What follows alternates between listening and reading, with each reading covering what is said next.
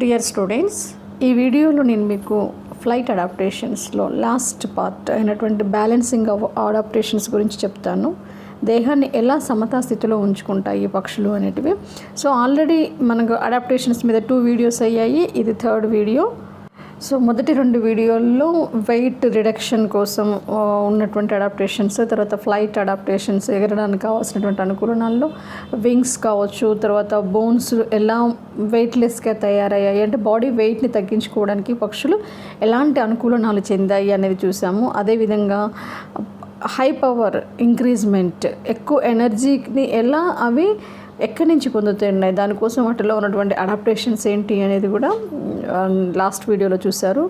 So ఇక్కడ ఏంటి అంటే దీంట్లో బ్యాలెన్సింగ్, బర్డ్స్ అనేటివి వాటి యొక్క దేహాన్ని ఎగిరేటప్పుడు ఎలా బ్యాలెన్స్ చేసుకుంటాయి అనేది ఇక్కడ ఈ వీడియోలో నేను మీకు ఎక్స్ప్లెయిన్ చేస్తాను. So compact body, the compact body, light but strong dorsally and heavier ventrally helps in maintaining balance the air. So దేహం అనేది ఆల్రెడీ స్పిండిల్ షేప్లో ఉంటుంది అని చెప్పేసి ఇంతకుముందు వీడియోలో చెప్పాను. స్ట్రీమ్ లైన్ బాడీ ఉండడం, స్పిండిల్ షేప్ బాడీ ఉండడం వలన ఎయిర్ సర్ఫేస్ అనేది ఈజీగా చొచ్చుకొని పోగలుగుతుంది.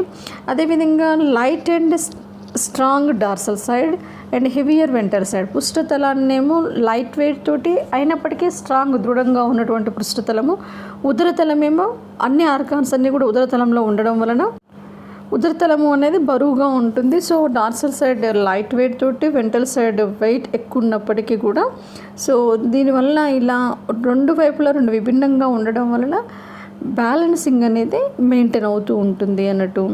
సో ఇది మెయిన్గా బ్యాలెన్సింగ్లో ఉన్నటువంటి మొట్టమొదటి అడాప్టేషన్.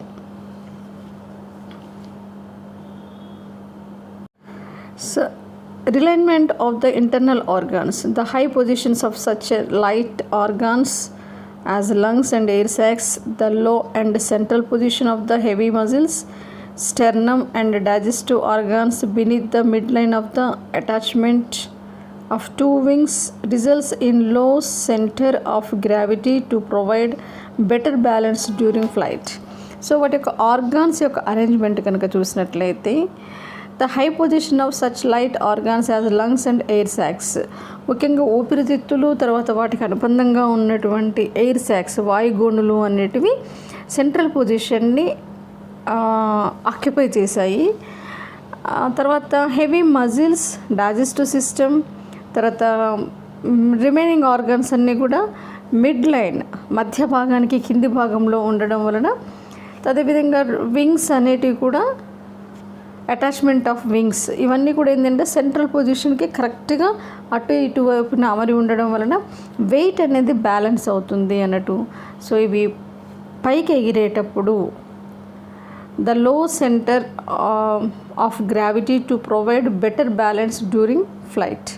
సో అంటే పక్షుల్లో అవయవాలు తగ్గించుకోవడము, వెయిట్ని తగ్గించుకోవడం ఒకటే మాత్రమే కాకుండా ఎగరడానికి అవయవాలు ఏ పొజిషన్లో అమరి ఉండాలి, వాటి యొక్క వెయిట్ అనేది dorsal, ventral and posterior, anterior సైడ్లో ఎలా ఉండాలో ఆ విధంగా ఆర్గాన్స్ అనేటివి అరేంజ్ కావడం అనేది వీటిల్లో కనిపించేటటువంటి చాలా ఉన్నతమైనటువంటి పరిణామ దశ, అదేవిధంగా ఉన్నతమైనటువంటి అనుకూలనం కూడా. సో ఆర్గాన్స్ అనేటివి ఎగ్జాక్ట్గా వెయిట్ అనేది ఎటువైపు కూడా ఒకే వైపు వెయిట్ పడకుండా యాంటీరియర్, పోస్టీరియర్ అండ్ డార్సల్ వెంట్రల్ని బ్యాలెన్స్ చేస్తూ ఆర్గాన్స్ అమరి ఉండడం పక్షుల యొక్క ప్రత్యేక లక్షణం.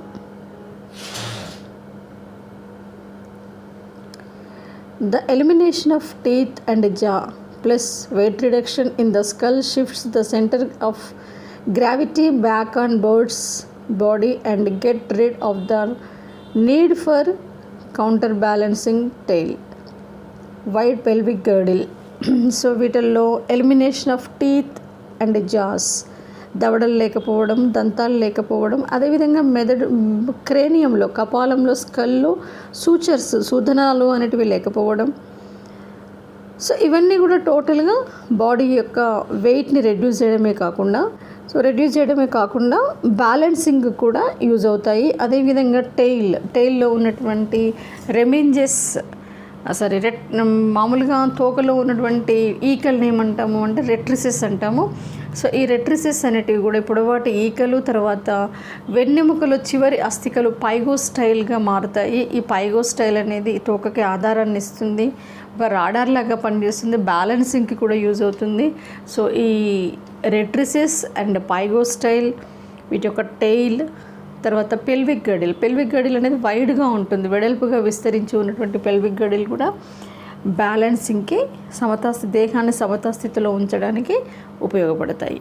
సో ఇవి మెయిన్గా బ్యాలెన్సింగ్ అడాప్టేషన్స్లో ఇవి ప్రధానమైనవి అన్నట్టు. బ్రాడ్ అండ్ వైడ్ పెల్విక్ గడిల్ ఉండడం, జాస్ లేకపోవడం, టీత్ లేకపోవడం, వెయిట్ అనేది సెంట్రిక్గా ఉండకపోవడం అనేది, బాడీ ఆర్గాన్స్ అనేటివి ఒక స్ట్రీమ్ లైన్లో అమరి ఉండడం, ఇవన్నీ కూడా బర్డ్స్లో కనిపించినటువంటి adaptations. Besides these the other adaptations seen in birds for flight are muscular adaptations.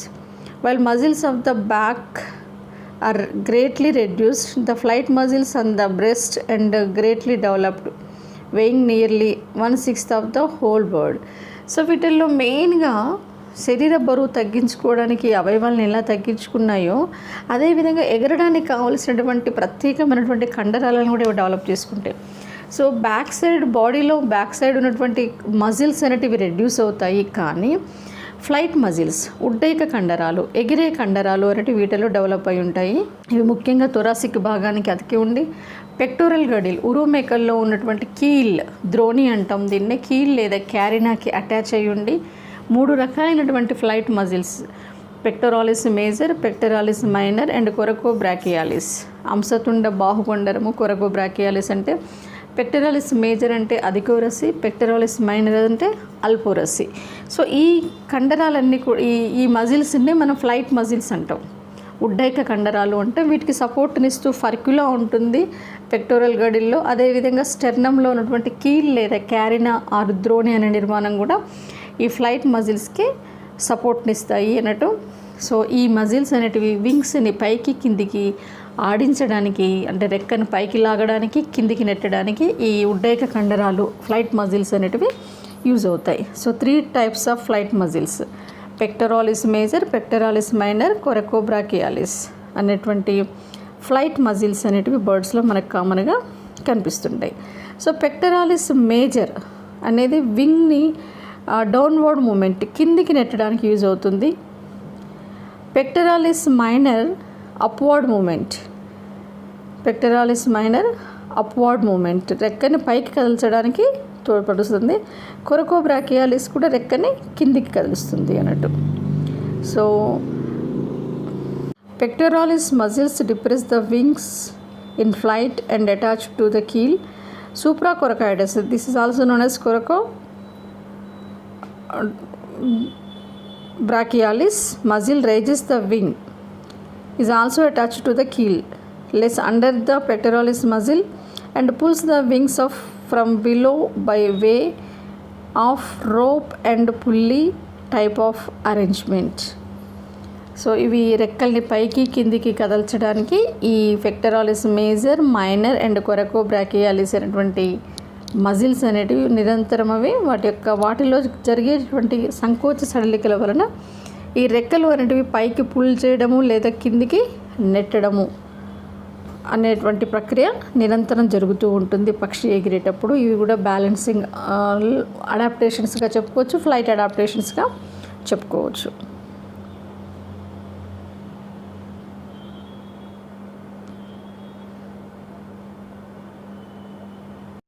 So ఇక్కడ పిక్చర్లో మీరు మజిల్స్, ద మేజర్ మజిల్స్ని మీరు క్లియర్గా అబ్జర్వ్ చేయొచ్చు.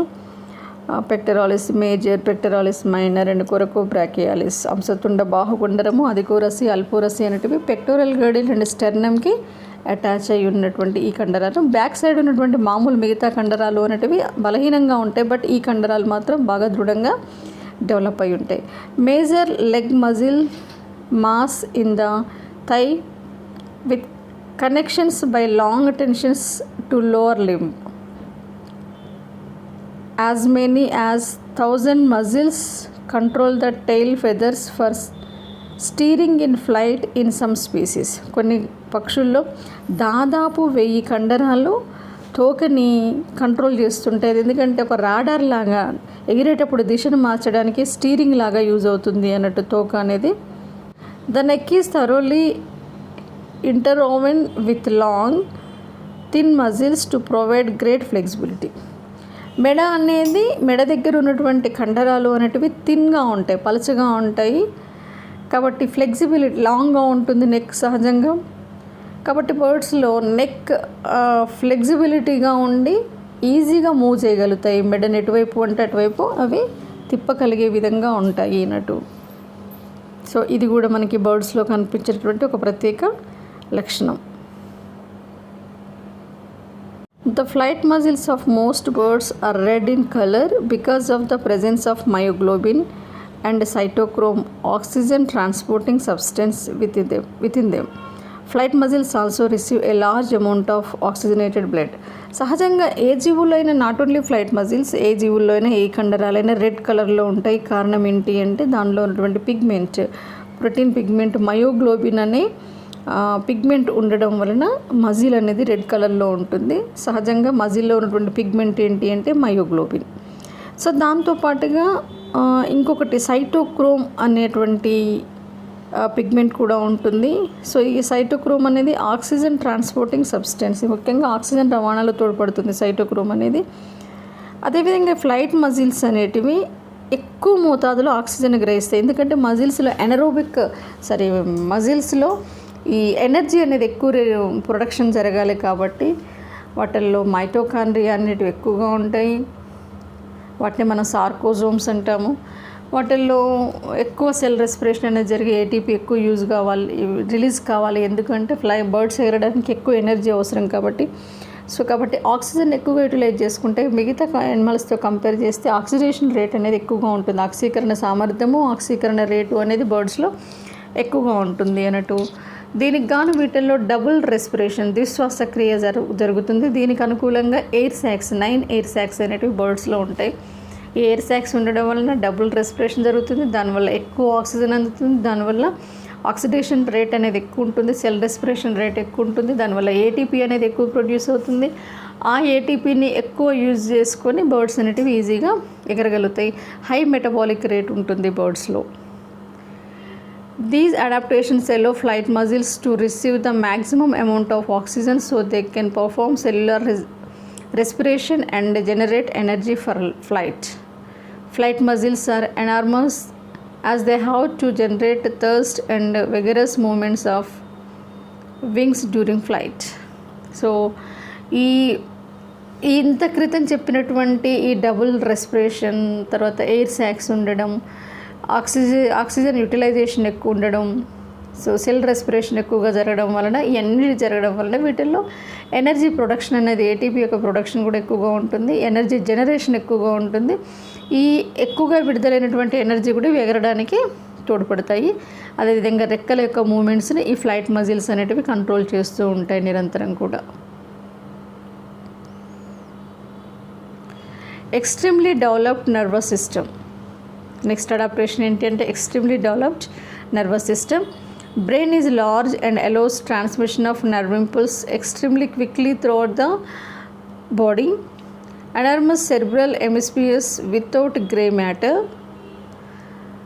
Olfactory lobes are greatly reduced but optic lobes are excessively enlarged.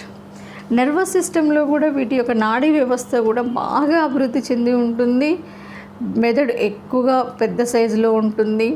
Nerve ఇంపుల్స్ అనేటివి చాలా ఫాస్ట్గా, నాడీ ప్రచోదనాలు అనేటివి దేహం అంతా కూడా చాలా ఫాస్ట్గా రవాణా చెందుతాయి. సమాచారం, మెసేజ్ అనేది చాలా ఫాస్ట్గా చేరుతుంది కణాలకి.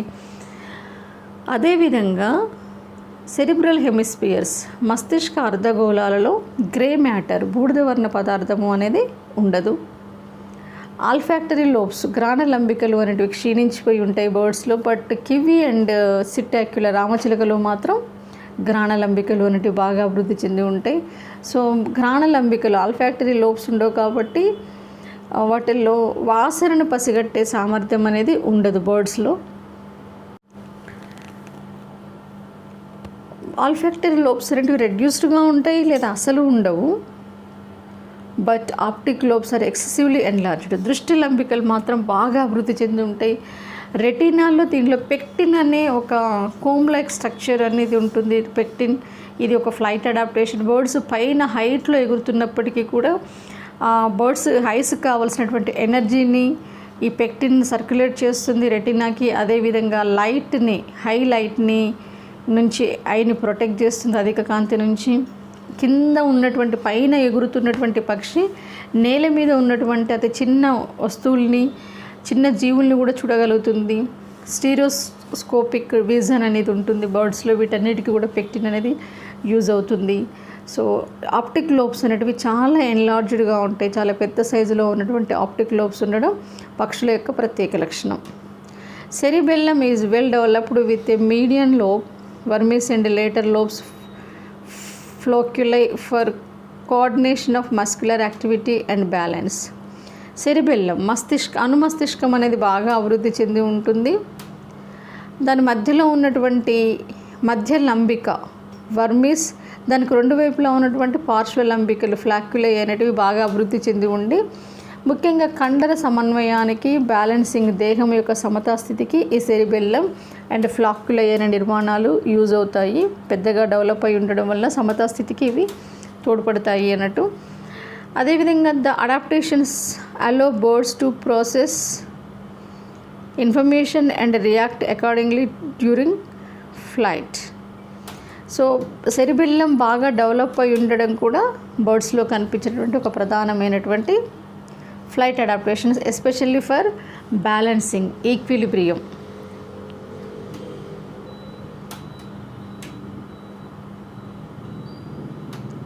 Speedily reaction time allows birds to fly quickly and alertly. They can avoid obstacle and potential predators quickly because of their nervous system. Birds చాలా తెలివిగా ఉంటాయి, చాలా ఇంటెలిజెంట్గా ఉంటాయి. వాటి యొక్క ఎనిమీస్ నుంచి ఫాస్ట్గా అవి ప్రొటెక్ట్ చేసుకోగలుగుతాయి. ఆహారాన్ని కూడా చాలా ఫాస్ట్గా అవి క్యాచ్ చేయగలుగుతాయి. సో వీటన్నిటికంటే బర్డ్స్ అంత ఇంటెలిజెంట్గా అండ్ అంత ప్రొటెక్టివ్గా ఉండడానికి కారణం ఏంటి అంటే వాటి యొక్క నర్వస్ సిస్టమ్ అనేది బాగా డెవలప్ అయి ఉంటుంది, బాగా అడాప్ట్ అయి ఉంటుంది. కాబట్టి అవి చాలా షార్ప్గా ఉండగలుగుతున్నాయి బర్డ్స్ అనేటివి. they can avoid obstacles and potential predators quickly because of their nervous system.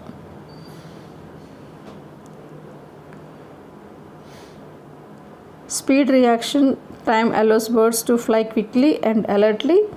They can avoid obstacles and potential predators quickly because of their nervous system. So nervous system అనేది ఇన్ని రకాలుగా ఇటు ప్రొటెక్షన్కి, ఇటు బ్యాలెన్సింగ్కి, థర్మోరెగ్యులేషన్కి, తర్వాత ఆల్ఫాక్టరీ లోబ్స్ లేకపోవడం, optic lobes బాగా develop అయి ఉండడం కూడా నర్వస్ సిస్టంలో కనిపించేటటువంటి ప్రధానమైనటువంటి లక్షణం. మెయిన్ అడాప్టేషన్స్ కూడా ఇవి.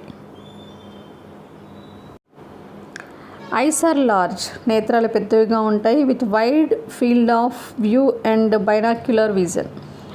సో సహజంగా వీటిల్లో స్టీరియోస్కోపిక్ విజన్ ఉంటుంది. బట్ బైనాక్యులర్ విజన్ అనేది కొన్ని బర్డ్స్లో కనిపిస్తుంది. ఎంత హైట్లో ఎగురుతున్నప్పటికీ కూడా ఇవి చూడగలుగుతున్నాయి అంటే దాని అర్థం eyes are large and high adaptations, pecten కలిగి ఉండడం. Nictitating membrane is transparent or translucent and covers the eyeball during flight. నేత్రాన్ని ఆవరిస్తూ నిమేషక పటలం అనేది ఉంటుంది. చాలా పలచగా ఉంటుంది, పారదర్శకంగా ఉంటుంది. అవి కళ్ళు తెరిచున్నప్పటికీ కూడా నిమేషక పటలము అనేది ఐస్ని కవర్ చేస్తూ ఐని ప్రొటెక్ట్ చేస్తూ ఉంటుంది. So nictitating membrane is transparent or translucent and covers the eyeball during flight. పక్షి ఎగిరేటప్పుడు కూడా నిమేషక పటలం అనేది ఐస్ని కవర్ చేస్తూ ఉంటుంది అన్నట్టు. సో ఇది కూడా బర్డ్స్లో ఉన్నటువంటి ఒక ప్రత్యేక లక్షణం. ఎందుకు అంటే ఐట్లో ఎగురుతున్నప్పుడు ఉన్నటువంటి అధిక కాంతి నుంచి నేత్రాలని రక్షించడానికి ఈ నిక్టేటింగ్ మెంబ్రేన్ అనేది వర్క్ చేస్తుంది. Sclerotic ring of bony plates protects the eyeball.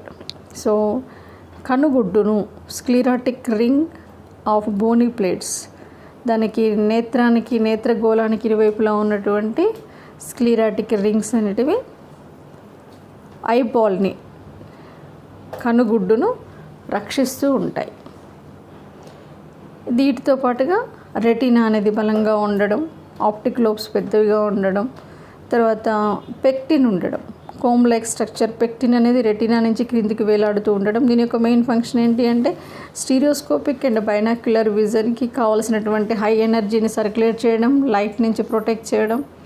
So ఇది పెక్టిన్ యొక్క ఫంక్షన్.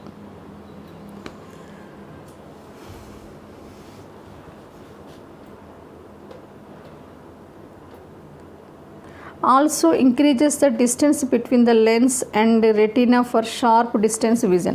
సో స్క్లెరాటిక్ రింగ్స్ అనేటివి సో ఐబాల్ని ప్రొటెక్ట్ చేయడం మాత్రమే కాకుండా వాటి యొక్క లెన్స్ మధ్యన డిస్టెన్స్ని ఇంక్రీజ్ చేయడం వలన రెటీనా అనేది షార్ప్ డిస్టెన్స్ విజన్, దూరం నుంచి కూడా వస్తువును చూడడానికి అంటే ఫోకస్ చేస్తుంది, ఒక పర్టికులర్ ప్లేస్ మీద ఫోకస్ చేయడానికి ఈ స్క్లెరాటిక్ రింగ్స్ అనేవి యూజ్ అవుతాయి. Birds have acute eyesight. వీటిల్లో దృష్టి ప్రక్రియ అనేది చాలా సమర్థవంతంగా ఉంటుంది. With Raptors having vision 8 times sharper than humans. మనిషి కంటే ఇవి 8 రెట్లు ఎక్కువగా చూడగలుగుతాయి బర్డ్స్ అనేటివి. High density of photo receptor cells retina up to 10 lakhs per square millimeters in butos against 2 lakhs in humans. So మనిషి కంటే 8 రెట్లు ఎక్కువ విజన్ పవర్ని బర్డ్స్ కలిగి ఉంటాయి. సో ప్రతి అవయవంలో బర్డ్స్లో ఉన్నటువంటి ప్రతి అవయవంలో కూడా మనకి ఎగరడానికి కావాల్సినటువంటి అడాప్టేషన్స్ కనిపిస్తున్నాయి. ప్రతి సిస్టంలో, ప్రతి అవయవంలో, ప్రతి ఫంక్షన్లో కూడా ఫిజియాలజికల్గా చూస్తే ప్రతి ఫంక్షన్లో కూడా అడాప్టేషన్స్ అనేవి కనిపిస్తున్నాయి. An indented fovea on retina magnifies the central part of the visual field. So దీంట్లో ఏంటి అంటే ఫోవియా సెంట్రాలిస్ అనేది ఉండి దాని యొక్క విజువల్ ఫీల్డ్ని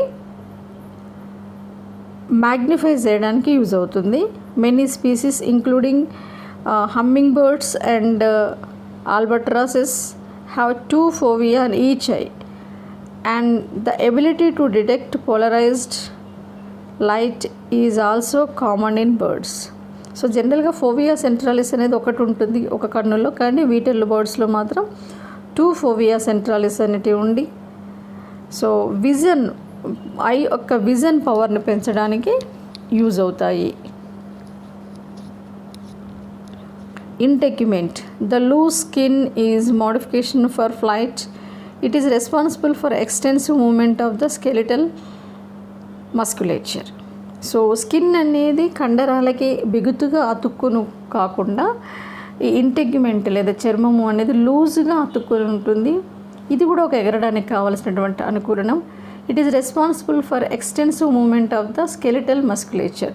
సో ముఖ్యంగా ఇలా లూజ్గా అతుక్కుని ఉండడం వలన ఇంటెగ్యుమెంట్ స్కెలిటల్ మస్కులేచర్ అనేది ఈజీగా మూవ్ అవుతుంది అన్నట్టు ఎగిరేటప్పుడు.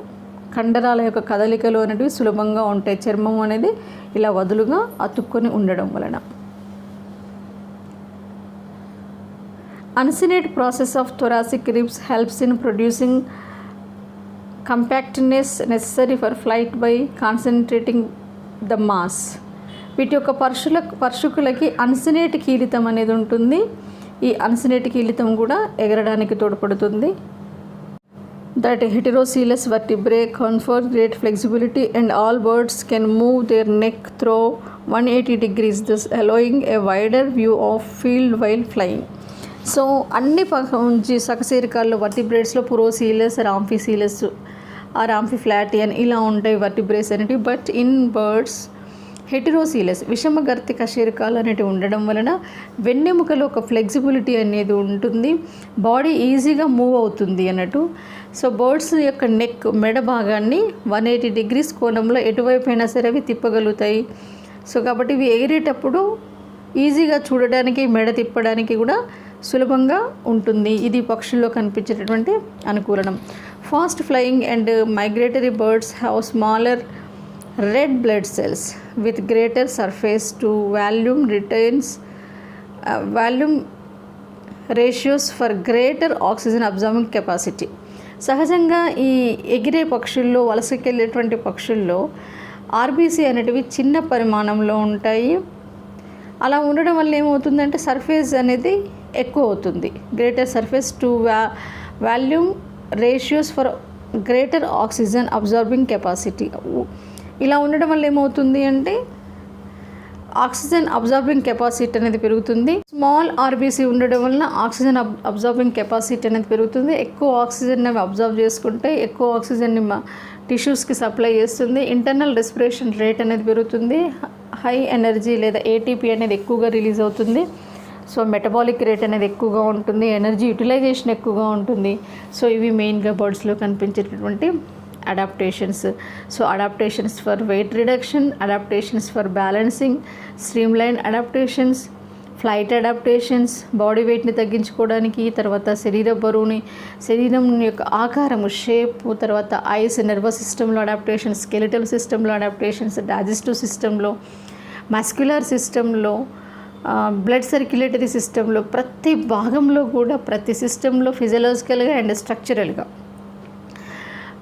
ఎనాటమికల్గా అండ్ ఫిజియలాజికల్గా చాలా హైలీ అడాప్టేషన్స్ కలిగి ఉంటాయి బర్డ్స్ అనేటివి. So thank you very much.